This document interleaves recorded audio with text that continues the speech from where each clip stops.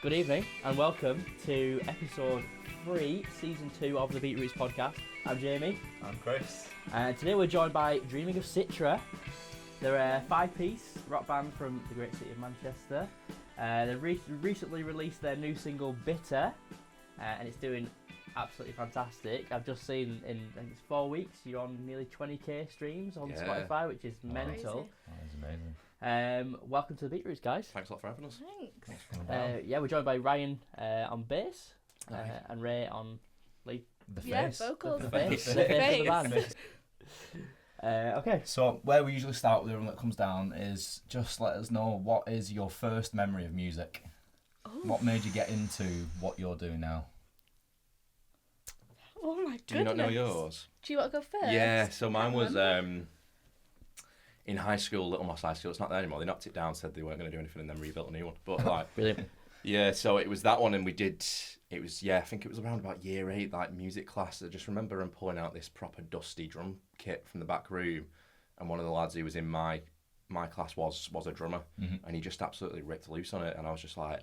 That's I amazing. was like, yeah. that is incredible. I was like, I don't want to do drums, but that, and then I think literally the week after, another lad that was in the class got his first electric, and taught me the opening riff to "I Predict a Riot" Oh, really? by Kaiser Chiefs, and then it was just all from there. So I've never heard that one as the first one. It's usually like Smoke on the Water. or a White Stripes one or something like that. Army. Yeah, but I think they were quite doing really well at the time. So he was just really into him, and he learnt me that, and I think. The one that I learned after that was Blue Orchid by White Stripes. I think that was the first one. Song. Yeah, and then after that it just kept, and then a bit it went on to Arctic Monkeys and everything. Yeah. But I think that's like my earliest memory. I don't know what mine is. I think I've just grown up in quite a musical household. Like my mum's always been singing, and my brother's in a band, and don't know, just singing. Yeah, you've got general. quite musical. Been surrounded by it for years then. Like the Von Trapp family. What what can you remember your mum singing? Anything. Well, she's classically trained, isn't she? No. Oh, is she not? Oh, I thought no. Dad's was. No. She used to be a choir teacher. Right. All I can think of is just waking me up with stupid songs that she made up. Or like, how do you like your eggs in the morning? I used to get that. Classic. So what sort of music did you listen to first? Like what was the music that inspired you? Oh. From an early From the very age? beginning, yeah. Oh well, I was into like rap and R&B from an early age. Okay. So yeah. Like I remember. We're learning a lot about each other. Yeah. Who are you? I know, yeah. It's usually the same generic answer every time we do like a radio interview or something. So this is new for Ray, but it was just like listening to like Eminem and 50 Cent and everything like that. And I think that's mostly just due to my mum, just blasting the charts every single day. So that's what I used to listen to. But then I remember like getting a specific PlayStation 2 game when I was dead young called Primal, and the soundtrack was made by a band. It's a band / kind of like a single artist.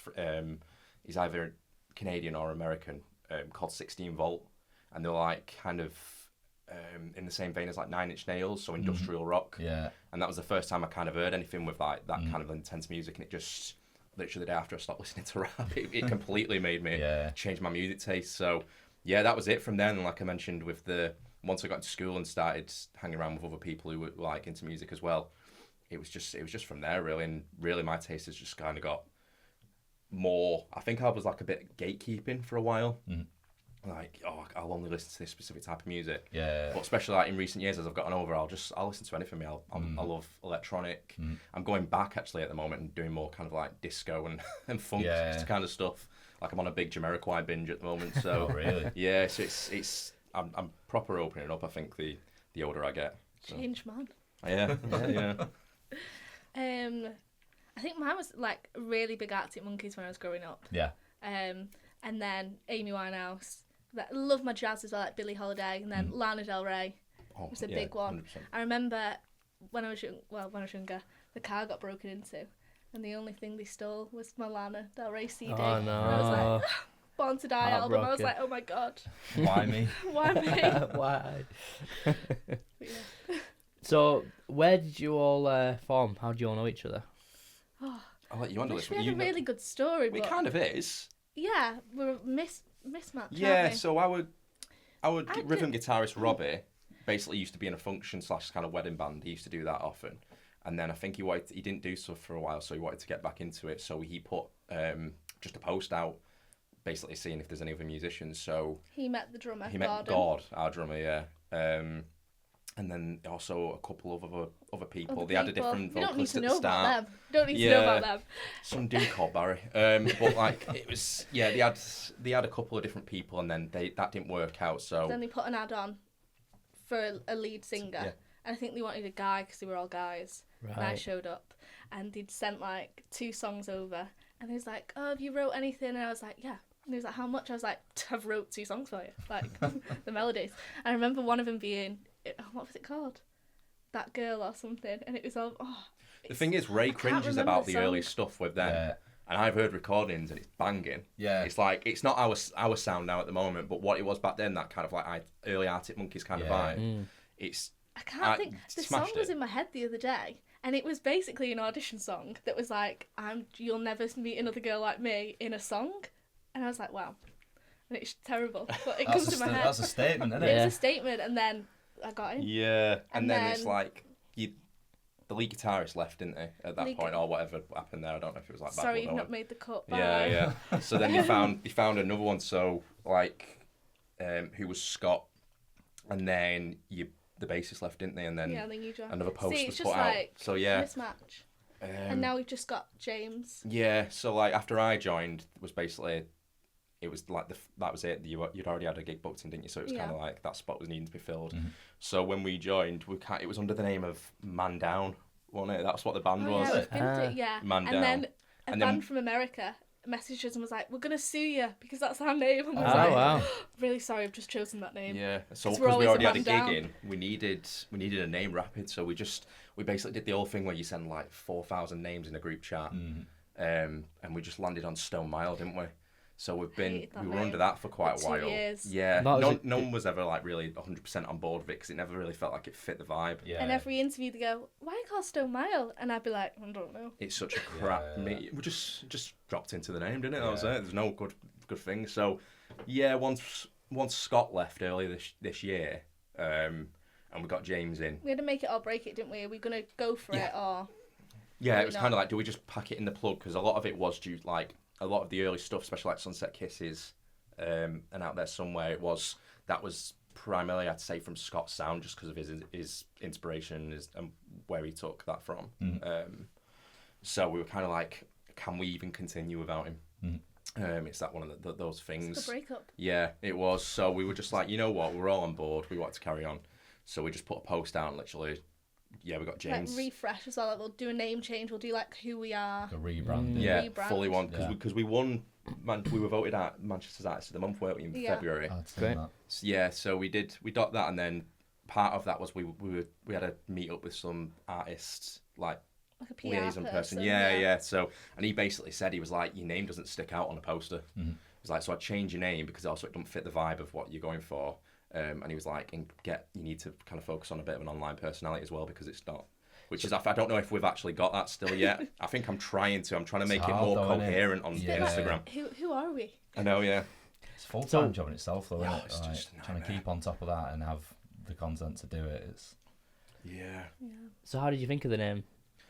Dreaming of Citra. Go on, Ray, the actual story for this one. Yeah. I was not sponsored, but do you know Track Brewery? Well, yes. Love Track Brewery. I love Track Brewery. And I was in there with my brother who came over from Australia, and we were thinking of band names, and we just looked on the board, and it was Dreaming of Citra, and we was both like, oh, that's such a good name. So I was like, group chat, this is our new name, Dreaming of Citra. We didn't like it. And they were like, right. No. Yeah, we were like, it doesn't sound like a band name, it sounds more like a song name or an album name or something like that. That's what it is. And then we were going with stuff like Nova Citra, because it's like the Citra part's good because it's kind of like it feeds into the vibe of like summery and like kind of that atmospheric vibe. And the Nova stuff, I think James put forward, and he was like geeking out. He was like, it derives from the Latin word of new, so it's like New Citra. We were all like, yeah, that's dead good, that. And then eventually, we went. While this was going on, they were all like, bickering, and I was like, I know this is going to be the name. Yeah. I'm like, it's already in I'm going to concrete stay there, in the isn't it? shadows, Yeah. but Let them talk themselves out of it. yeah. And we just met up. Where did we go? We went for like pizza Went and to a few bits. Diecast, Yeah, got went to some dough Diecast, balls.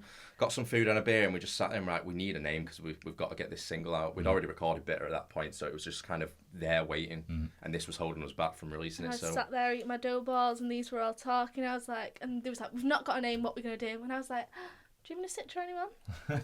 we just literally Look who's we had a come sip and crawling went, back. yeah, that'll do. Like screw it. And it's funny enough, it's I love probably it. one of the best decisions we've made. Like apart from recording Bitter and getting that released as the next single, I think it's definitely it's worked there. A lot of people say it sounds more like it fits like our sound, and also it actually sounds like a band name as well compared to Stone Mile. So, There was also a cover band with the same name. Right, okay. Yeah, in Manchester, Stone right. Mile. Oh no. And we had a few people message we us, book yeah, you? can we book you? My husband's having a 50th, can we book you? I was like, are you wanting the cover band? I was like, yeah, we don't do it, we just do originals, I'm sorry. How long Reach did out it to take you these. did you already know that there was a cover band, or how many offers did you Just get afterwards, we just, Right. yeah, I found out because obviously I was setting up the Facebook pages and stuff for Stone Mile, and I was like, there's already another one. And it was just like, What do we do? it was like Microsoft Paint font with a picture of broke up now, brickwork as the background. Yeah, they have the stock now. It was just a bunch of like older dudes like just doing like function Fun gigs of and it. stuff. We And should have gone and seen them. That's what we should have done. Scope out the competition. what with our old Stone Mile shirts Yeah, on? we did have shirts. Did you yeah. have merch for it as well? Yeah. Wow. Not much, but we did like one gig where we sold some shirts. My didn't dad was brilliant with that. we? Oh, Les The being the merch man. merchandise. Yeah. Gulliver's upstairs. Can I have a tablecloth, please, and a lamp? A He lamp. set it up Yeah. from what's it. Running a that merch was professional gone. business here. It was. We were like Yeah. selling for 10, 12 quid. Before we got He was on- like £15. He was like, I was like, my God, we're not that upmarket, Dad. Got on stage and I was like, oh, we've got merch at the back if anyone wants to buy it. And I heard him go, it's gone. And he'd sold it. I was Oh, wow. like, Oh, great. well done, Dad. You need someone like that. yeah, don't you? Yeah. Need to do more Well, if you want to hit Les up, big Les. Yeah. for all your merchandise needs. Yeah. So talking about Bitter, then obviously we've touched on it. It's doing fantastic in the 3-4 weeks it's been out. Tell us a little bit like how that song came out. You said you already had it before, like the name change. Tell us about like the studio you worked at and the process of going in, I suppose. Yeah, we've had the song for around about 2 years, haven't we? Yeah. And it's one that Scott came through. Like, I want to do a little video in regards to like the very first inception, how it turned into us as a full band, and then obviously the end the product. evolution of it. Yeah, I kind of wanted to do it for like the promotion reasons, but we just didn't have the time to do it.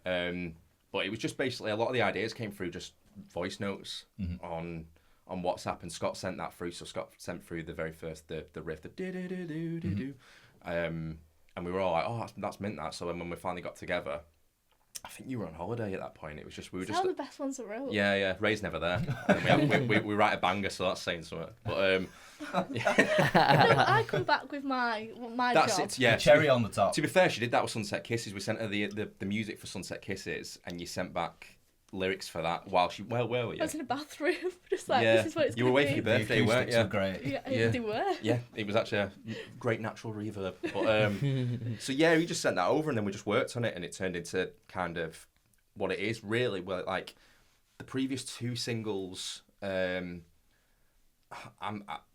the more I hear them, the more I'm happy with them. But when we first got them back, I wasn't 100% keen because I feel like we lost a lot of our natural sound, and it was very over polished.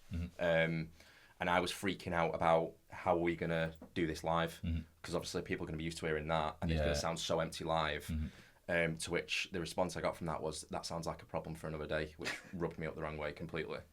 But we've mastered it now, and the sound's good. Yeah, 100%. So I was kind of, with the previous two, I wanted us to move into a different direction and retain a bit more of our natural instrument sound. Still have a bit of polish and some good production on it, because obviously that just fills out the sound massively. And there's You want to be replicable though. Don't yeah, you? It's- definitely, yeah, and not. I felt like the song had a good basic structure, and the actual meat and potato of it was pretty solid. So I reached out to there was a band based in Manchester called Fuzzy Sum. No longer around anymore, unfortunately. But Love them. Yeah, Great songs. amazing. Still on my playlist. Yeah, and one of the band, George, he has a room, like a little recording room, where we practice at Pear Mill in Stockport.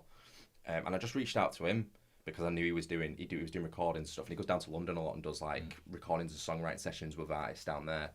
So I got him to send us a playlist of stuff that he's recording. It was so diverse, wasn't it? Yeah. Because I was worried that it'd just be the sound. That's like compared to our previous two, it was like it was a sound that was getting spread across a load of other bands as well. And I was like, how do we sound different from that now?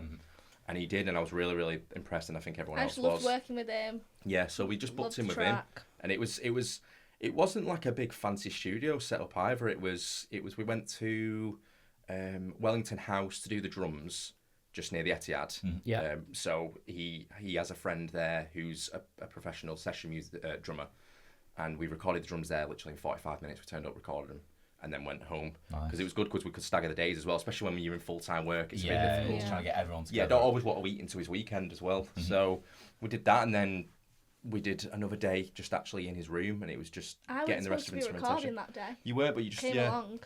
Yeah, you just turned up. And it was really hot in that mill. Oh god. Yeah, no aircon at all. So similar situation, but you're on like a 6th floor as well. And it was summer. I had Birkenstocks on. And my feet were sweating, and I was like, it was awful. Squelching sound. I sound effects. Yeah.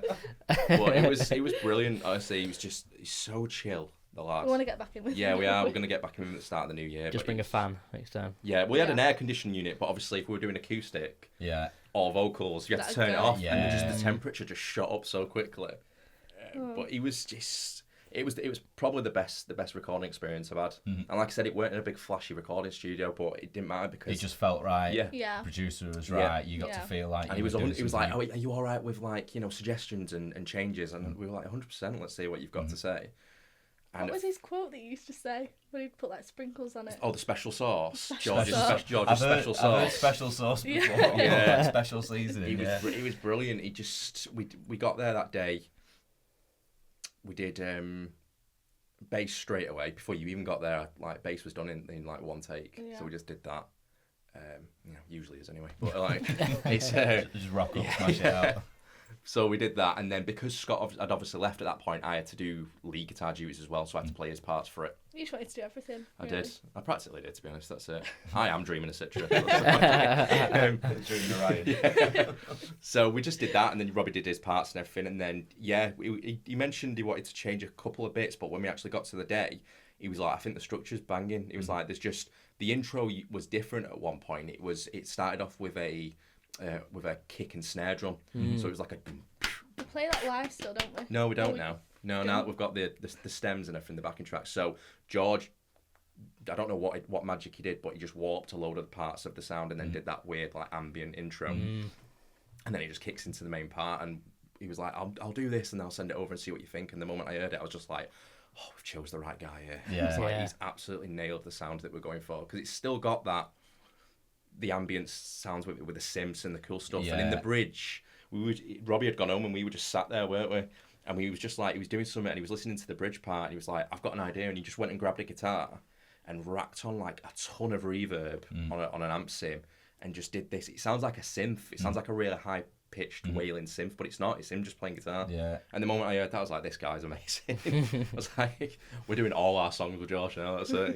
He's honestly incredible. And we've got constant feedback from gigs about how the mix is for the song, and everyone's like, it sounds mint. So, you've chosen well, haven't you? Yeah. I hope we can get in with him. So now. if you need, if you need a single, get on to George. Give him all your money. So, how many other studios have you worked at? A lot of studios between you, because like the suggestion and the input process is quite similar across like different studios, but the different input that they give and the different suggestions that they give can obviously... I would say it is, to be honest, mate. Not from what we've experienced. No. So the previous two, it was kind of this is the suggestion, you either like it or you don't. I don't know, the first one wasn't. Oh, yeah, sorry. So we've got two singles that aren't even online anymore. Because it's just not our sound. We might re-record them. And that was very like DIY though, because we didn't know what we were doing. We just rocked in and we had 2 days booked out and he was like, what do you want to do? It's like, we want to get 2 singles done. So it was kind of... They weren't demo quality, they were just a little bit above it. But they weren't obviously very, very polished. It was just basic instrumentation, wasn't it? And that was it. So everything was magical though, your first time like recording together as a band, and you're like, wow. You hear it like being like tracked in front of your eyes, in front of your ears. And... I think they did all right. We didn't know what to do with them at all once we released them, so they did really poorly, like reception wise. They got a couple of thousand streams and stuff, but But yeah, it was good, and that was another guy called George as well. So George is the prime name. If you ever see a producer or a mix engineer called George, just jump on it straight away. Yeah. So that was good, and then the last two Sunset Kisses Out There Somewhere was a bit of a difficult one, But in my it was opinion. a good stepping stone. It for definitely where we want was, to be yeah. now. It polished us up a little bit So- and opened up to like that more atmospheric kind of dreamy vibe that we're going for. But I just thought the process of recording was just when we did Sunset Kisses, it was literally in a converted house in Rochdale. The basement was where the drums were recorded, and no joke, it was practically flooded, like it was bad damp. It was. God went down it was there, an and he was experience. and he's Scottish, so obviously he's got problems with anything anyway. But leave it as that. Just it was an experience, and leave it as that. yeah, Character building is what other people have described. yeah. Bad experience. The constant smell of cat piss is an experience, definitely. Nice. But that's it. So, Dreaming of cat piss. yeah. So that was one. Yeah, it was just. I feel like we weren't. If we had any feedback, it was kind of just fell on deaf ears, unfortunately, a little bit, didn't it, with those two? Whereas I feel like with George and Bitter, he listened a lot more and was very in tune to, like, even if we couldn't get the point across, you know, in specific musical wordage. Yeah. Like, I know you sometimes. Ray's like, I need it to sound more purple, or some crap like that. I'm And it's terrible. like, I can't explain music and make it sound cloudy. When someone does it, you're like, yes. Yeah. That. And he got it. That's it. He was able to just take that and then actually transfer it into like his production. So I think it's a ruling out process. I think you need to go through a few people first to zone in on what works for It's you. like dating. And it can and it can be expensive. It's like Sunset Kisses and Out There Somewhere, like both of those songs separately was like That's why it took over $1,000 to record took so and master. long to get them, because we do like loads of gigs and save up a big pot, and then your pot's gone, and then everyone's like, when do your next song out? And we're like, let's just get the pot going. Yeah. So now we've got a good like a good mix of paying for the recording and then, you know, pumping money into like being able to get it out there a little bit more and just like the release plan. like the advertising and stuff like that. That's a big part of it I've noticed recently. Yeah. We touched on it briefly before, but social media, you know, it's always difficult for a band to manage social media. How do you manage yours? How do you keep on top of it? I let Ryan do everything. The simplest way. This is a common theme of this Let's- podcast. It started so you did it originally, didn't you? You were the only one who had access to it early on. Yeah, but I just wouldn't post anything. Yeah. Yeah. And that's Because it. you're With busy the algorithm, and it is a full-time job. yeah, you've got to keep on top of it. It's And like, I wouldn't look at algorithms like you do. Like, you're the gear guy that knows everything. But never want anything to be like fake or trying to do something that's not us. yeah, It's a big those thing. It's a big. those videos where they're like set up in the kitchen, not even plugged in, and they're like really over the top playing. On TikTok's fucking winds me up madly on, and it Not shouldn't, on TikTok, but it but I grates know me so exactly much. what, yeah. You get like 5,000 likes, and you're just like, how? Yeah, Because it's yeah. just the recorded audio, innit? It's not Yeah. even live, so it's.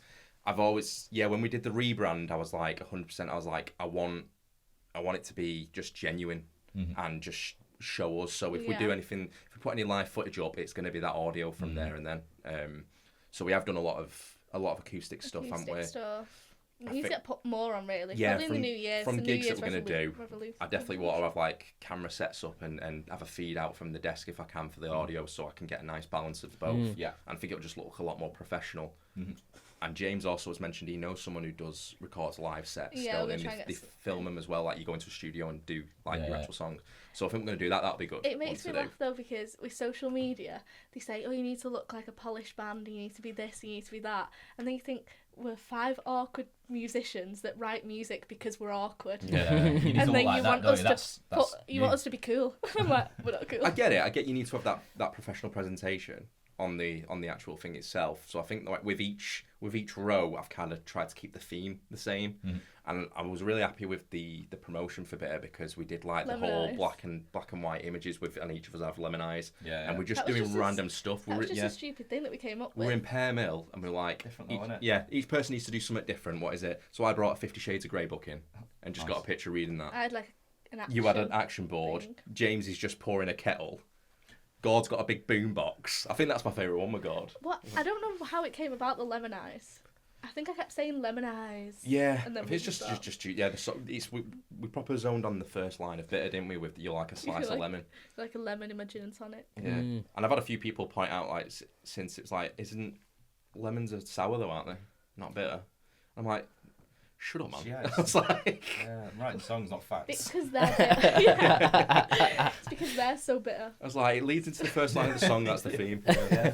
So yeah, it's difficult. 100%. I can get why some people get people to take over the social media and just pay someone to manage it. Yeah. But at the same time, I kind of like us having the finger on the pulse for the social media. There's the authenticity, isn't there? I was going to say that, yeah. You lose authenticity if you get someone else to be in charge of it, but you get the productivity of someone else getting you to do the things that you need to do in this kind of musical age. The changes definitely don't help for small bands. Like, they're always messing about with the algorithm and it just throws everything for a loop. So you could get a really good streak and then it's just ruined. But I think recently, especially since we started doing promo for the single, we're back on it because it gives you like a highlight of how many accounts you've reached. Yeah. So we're constantly at the moment, each post is going out to like over 10,000 accounts, which is pretty good. That's why Ryan we haven't got that many followers yet. Our bass players are saying, I think there's something with bass players that are just tuned into the inside. Which is hilarious because usually it's not. It's usually the bass players the last one to turn up and they don't know how to play their instrument in it. So it's like, oh yeah,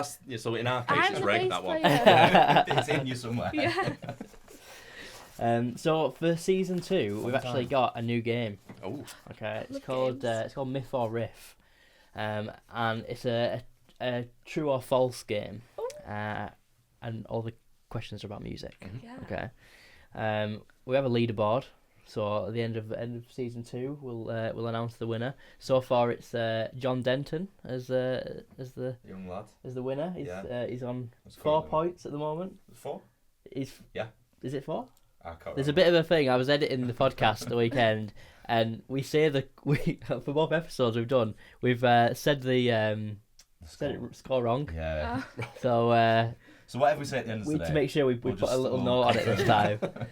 I would have studied because I'm massively competitive. These questions aren't your typical music knowledge questions. Perfect. I think. Right, here we go. All right. So question 1: Kylie Minogue starred in a 1994 film of the Street Fighter arcade game. True or false? True. Riff or myth? Oh, we've got a delegate. No, it's true. Yeah, true.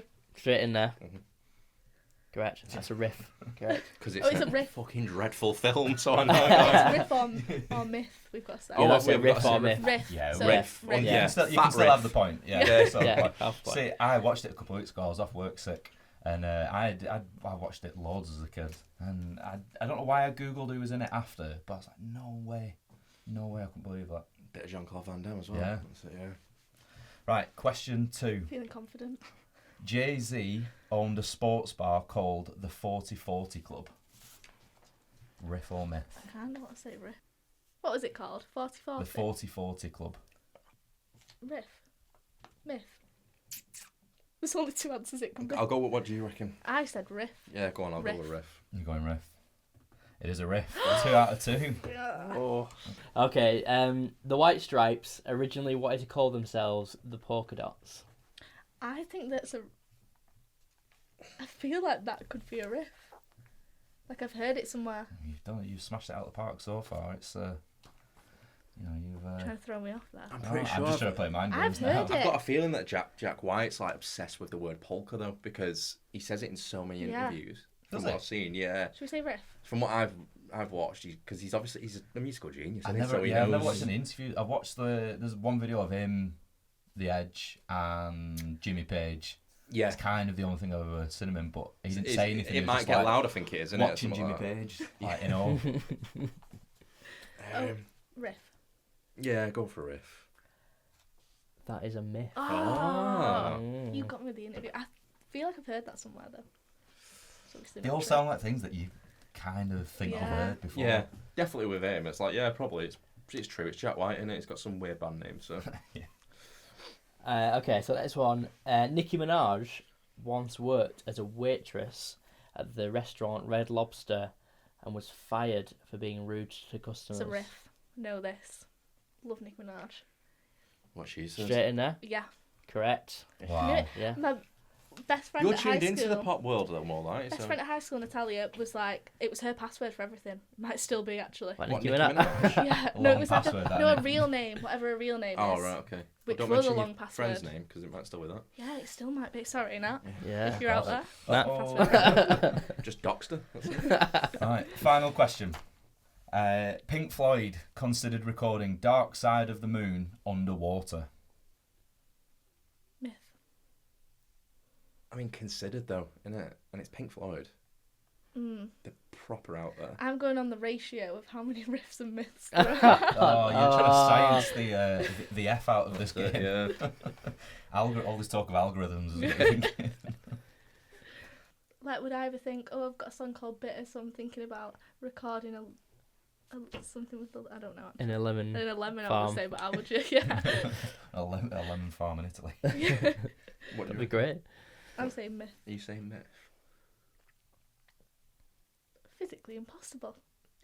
You'd think so, but someone always finds a way, don't they? Let's go myth. We're overthinking this. Yeah, I'll go myth. Myth. Is correct. It is a myth. It's 4. Joint top. Joint top with the For now, I mean, leaderboard. until we go back and edit it and realise that. Yeah. Oh, 4 out of 5 there. We had to do a bit of a VAR last episode. Yeah, it's gonna be fun to watch that. Yeah, it's, I tell you what, you just knew more than most of the questions that because you send them over to me and it's like I don't know. I mean, that sounds true. It's not. That sounds false. It's true. It's the Street Fighter. The weird ones definitely like it's good. They're good because they catch you off guard. Though it's like yeah, that Street Fighter one. You knew that as well. Yeah. Okay, so tell us a little bit about the writing process. Who writes the songs? Ooh. What's it like now? It's very joint. Yeah. Yeah, I think there's always been an effort of collaboration. The idea of the song could come from one person, but the actual end product has always been no one in the group writes a song from start to finish on their own. Okay.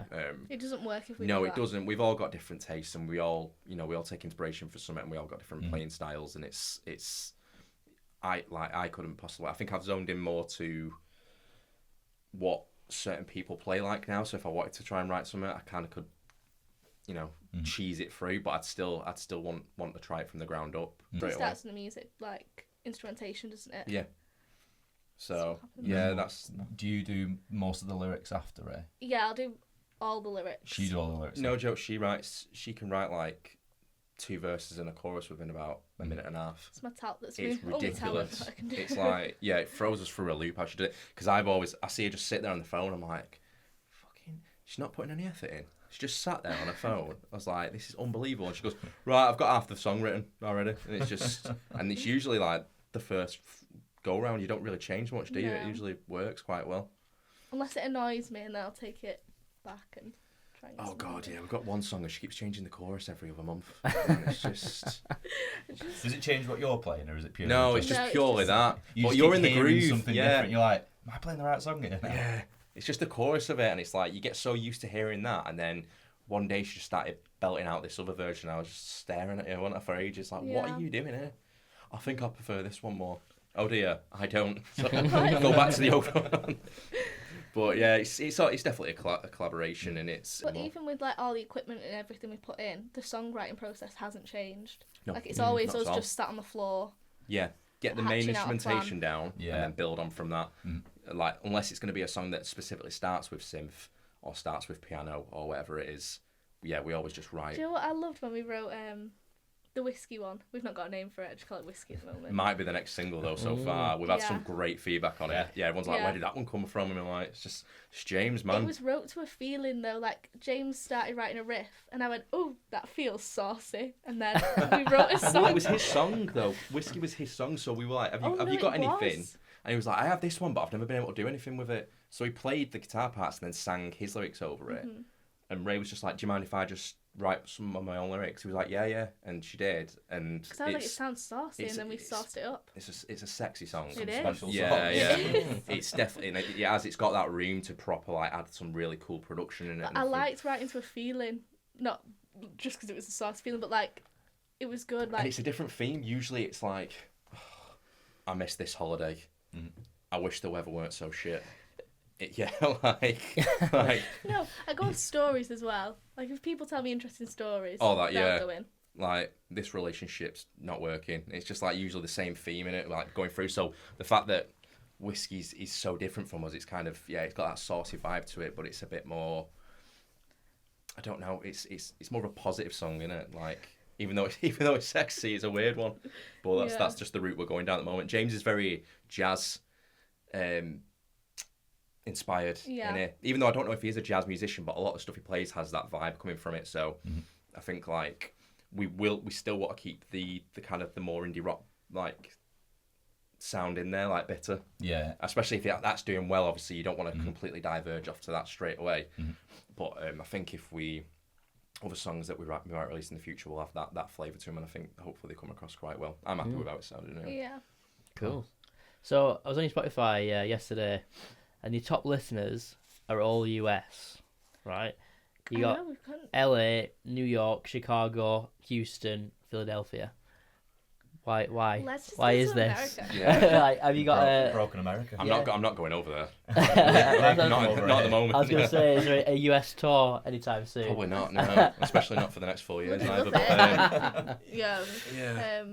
But I don't know. It's mad, innit? I don't get it. Have you got on playlists over there? Yeah, it looks like we have. That's what's happened. Well, we've been playing on the radio over there. Yeah, there was what's his name? What's his last name? I just know his first sent one. Us some emails Chris. As well. Chris. Yeah, he does On the Horizon radio, and he's messaged us a couple of times, being like, I'm playing your song, at this time on this day. I think we're doing better over there with the radio. We are, than here, so I think that's where the Spotify streams. Radio here's weird. It's like when we released Sunset Kisses, it got tons of radio traction, didn't it? I mean, I'm not saying Bitter isn't. Amazing Radio are absolutely slamming Bitter for us at the moment, and we're loving it. Like, can't thank them enough. Like every day we're getting like 4 emails saying they played it in just one day. US or UK? Both. Yeah. Like Shell Zellner's played it a bunch of times. It's been added to their core playlist as well on it. So, like they've worked wonders for us this year. But we've had one play on BBC Introducing for Bitter, haven't we? Yeah. Whereas like for Sunset Kisses we had more. And we were also in the studio. We actually got like invited to go into the studio and play an acoustic little set. So that was good. And then other places as well. Like we were on Manchester Upload. I don't know if they do that though anymore with like because they cut a load of funding I think across the BBC. So I don't know if that show's still going. But we did that a few times. It seems like Bitter's it's more going in the American direction, isn't it? But we have got UK radio.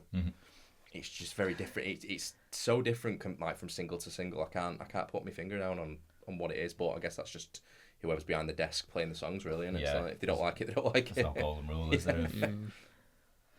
So let's cast it way back when again. What was your first gig like? So I suppose it's Dreaming of Citra rather than Stone Mile or...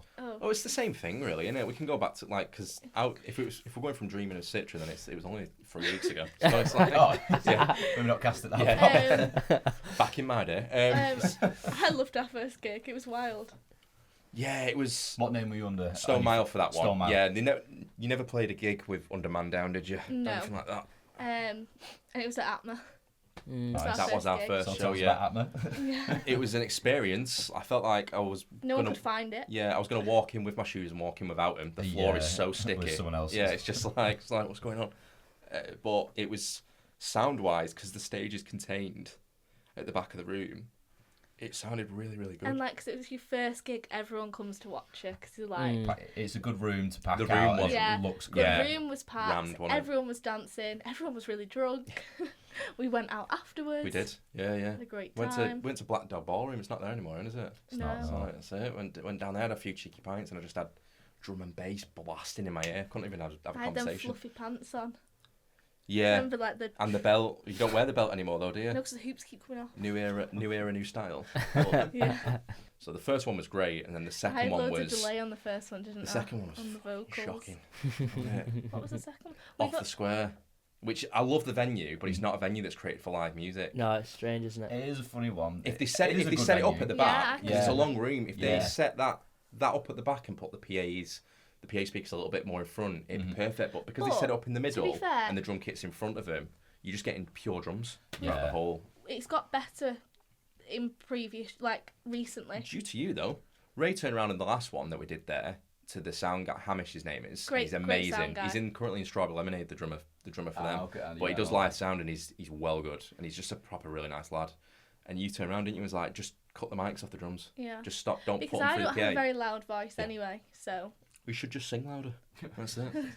But yeah, That's what they say. Right, piece of advice you've been given. Yeah. So you've got a lovely voice. Just sing sing a little loud. louder. Yeah. What did you say? You won't tell Billie Eilish to Don't sing say louder. much, would Billie you? Eilish. Yeah. Can you sing a bit louder, please? So what would you say is the best gig venue that you've played? Ooh. What is the best gig? Because it could be the sound could have been great, but there was like barely Yeah, but anyone what was there. the best gig? What was the actual in terms of like what was the best experience we've had? Either the best venue Oh. or the best gig experience. That's both. Because they could be different. Ooh. That recent Lions Den one was banging though. I Yeah, think. it's got a good big stage as well. Yeah, Lots It's a of very fancy good venue. room. For a small venue, it's got a great stage Yeah. and a good room. Really good. It's very high. Uh-huh. I wish it was a little lower. I love the Because the height. photos are always like 20 chins when That's you're getting true. back from the That's very photographers. true. You're always like looking like that. But And we Not went. sure. Sad Cells, who we supported, had like a set design person for that gig. So there's like there was like lamps lampshades. and lights everywhere. Yeah, it was really, really cool. I I was love really that. happy with the sound as well. So that was a good one. I think in terms of I like like Gulliver's. That Gulliver's Gig is great. venue. That is a high stage. Yeah, That is yeah. Very high stage. We Yeah. played Gulliver's 3 times. Yeah. Have we? We headlined it once, and that was a really good one. That sounds Gulliver's is amazing as a bass player because the hole underneath the stage is just one big sub, so you're just constantly feeling it throughout the whole show. It's incredible. So that was good. But there's been little ones. We went down to Shrewsbury, didn't we, earlier on this year Yeah. to play. What was the festival Loop called? Fest. Loop Fest. Right. And it's just in the town centre. Some dude just takes over all the bars, or gets them involved, and they set up stages and stuff in every single one. Nice. And yeah, you turn up and play. And we played at this pub, and they had like a little tent outside, but it weren't proper crappy. It was really nicely set up, and there was a proper good stage area, and the equipment was really high quality, Yeah. and it was rammed because it was a bank holiday weekend as well, so everyone was just out on the lash. Yeah. And we had even though we were playing all Good originals, we had a times. really, really good reception to that as well. And then do you like The get drive was grim, but it Yeah. was like you get drink tokens at a gig? You know, Yeah, every band gets them.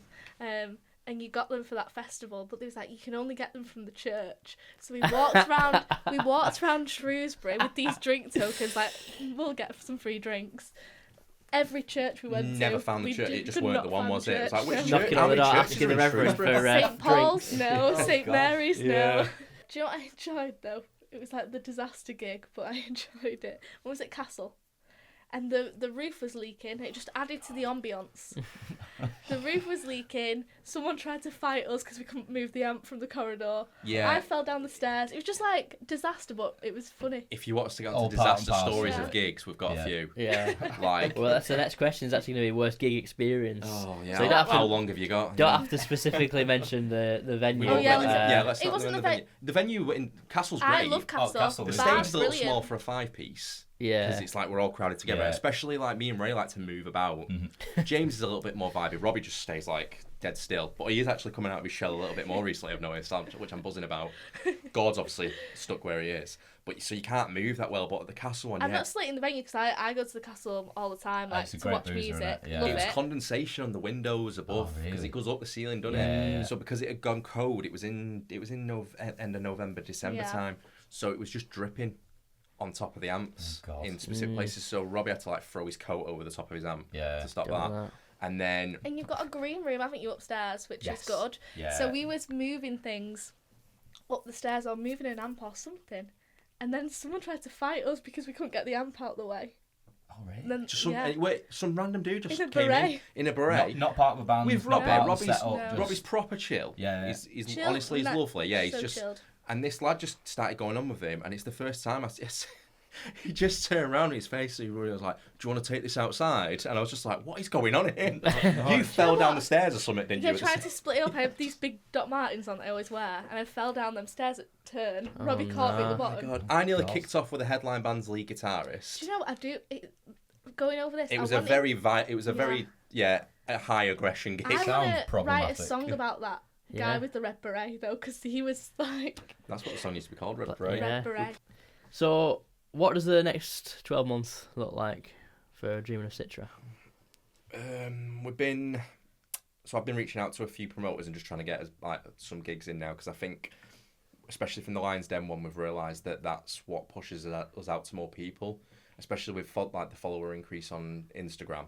A lot of that that mostly comes from playing gigs. If we can get on like decent support slots, Want to build a fan base, don't we? With headlines that can already bring in a crowd, and that throws us out to more people. So we've got that one. So I'm just trying to get us booked in. We've got a couple. I think we've got like an acoustic gig in February. Is it some? I can't remember where it's some pub. Just because our drummer's away, so we're like, we'll do an acoustic gig for the first time. So that'll be our first venture into that. We've got.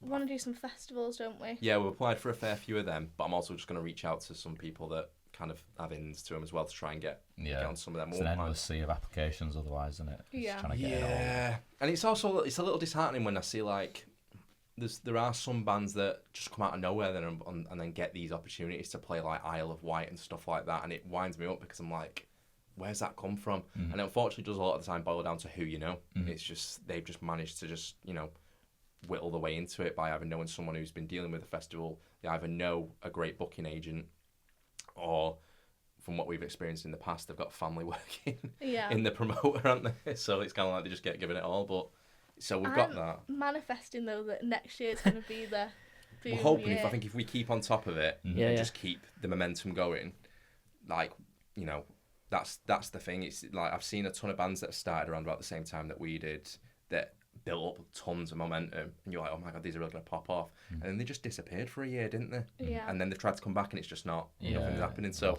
we're going to do that. We're going to try it. I think the plan is to get back into the studio January time, because the thing is we can start it in January time because he can segment the days that we record. It's not like we need in a straight 2 days next to each other. We can do that, so we're going to do that. Give you the whole rota. That's it. And just more gigs, music.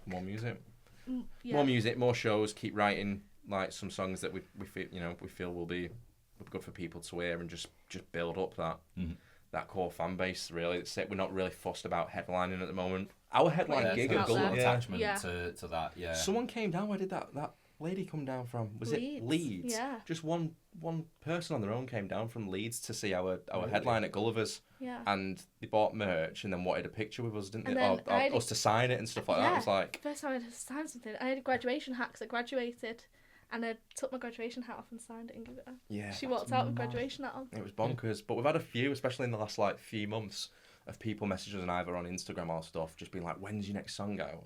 But that's And then also when you're next playing. There was someone who's based in Manchester or close by who was like, when are you next playing a gig? Because I'm deploying soon and I'd love to come and catch one. So it's mad, isn't it? Like someone that's in the army is wanting to come and check us out before they They go. probably don't realise. Sorry, go on. They probably don't realise how much it means to you. Think like it means a lot to them for them to. But it's to get stuff like that. It really, really makes it worthwhile for the bad gigs that we're always going to have. Yeah. To have little bits like that come from nowhere. But you've created something Yeah. that's like actually had an impact on someone. Yeah, and we don't write music or anything to like be like, oh, I think people love this. I hope someone messages me to. We it's never write like it that, literally just like if we're not vibing with what we're writing, we'll just scrap it off. We write it because we enjoy how the sound is, but also once the song's fully formed, we want to continue to enjoy playing it live, even if that's at practice or at a gig. So the fact that it can then resonate with someone else, obviously it's not on a huge scale. We're not talking like millions of people here, but it's like, just one message from some random person you don't even know. It's a great feeling. You know, it's like you've done something right. I like when people pick apart lyrics and go, is this about this or is this about that? And I'm like, no, I just put anything. Story. So usually at this point of the show we ask you to do a little acoustic set, but unfortunately We're backing out. It's terrible. doctor's orders. It sounds like such an excuse. Yeah, should have heard a voice note. Oh, shall I play it? Yeah. Well, then please do. Please, So- do you want to get it out? I got. Do you want to get it up? I'll get it out, I got sent home from work because I've had tonsillitis this week and had no voice. And we were supposed to be at band practice on Wednesday. And as soon as I got sent home, I thought I need to tell them because we're doing it at the night. So I thought I'll send a voice note because otherwise he'll question it because he's always like, meh. Right, so this is my voice. This is genuine. How put on do you reckon this is? Not. Hi guys, I'm just voice noting so you can hear the state of my voice. I've just been sent home from work, so I'm obviously. My throat was so enclosed. Right, so it sounds like the voice you do when you ring into school or something, don't you? Then James, I can't go in today. he was ill, so he was like. I think it's only fair that I send a voice. But he is. I genuinely believe that he's ill because he was like that's how his voice sounds. It just sounds more croaky. So then I was in work at the time, so I just got on my lunch break. So I sent a message first saying like that sounds well put on. I'm not having it. And then I was like, you know what? Screw it. So I sent this. To be honest, guys, but I'm feeling pretty bad as well.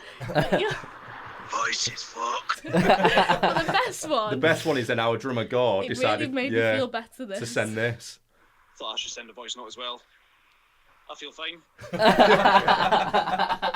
It's just like a medical update. Yeah, I was even in work showing people her voice note. I was like, "Do you reckon this is put on?" Because to me, it just sounds like she's chatting shit. I'll show you a picture of my tonsils if you I want want. to see your tonsils. Nice. Oh, cool. Well, maybe we'll have you down another time. We'll 100% would love to. Definitely, I want to be like the backout band. No, yeah, maybe try and do something separate another time when it's obviously you're feeling. Give us the updates on the competition. Yeah, I'll just go. I mean, we're tying at the moment now, unfortunately. So a tie-break question. Yeah, maybe at the end. Maybe, yeah. Bloody Someone has Jay-Z to come in and get 5 out of 5, don't we? Yeah, might have to do like a live phone-in for the final, if there's a draw. Might have to actually think of a prize Oh, for God, it. yeah. I think it's just like the honour of being the That's it. Yeah. Season 2's winner. Like, yeah, man. There you go. Fair enough. That's settled. that's going in our Instagram bio now. There is no prize. It's just the luxury of getting to say we are the winners. Yeah. But yeah, thank you for coming down. No, thank you for having us. Really appreciate it. Thank you so much. Yeah, it's been awesome. Good luck with everything that's going on. Yeah. It's gonna be the last. Jamie. Yeah. Thank you very much for listening. This has been Season 2, Episode 3 of the Beatroots podcast. Join us next week where we are joined by Cruz. Thank you for listening. Thanks for coming, guys. Thank you. See you later. See you later.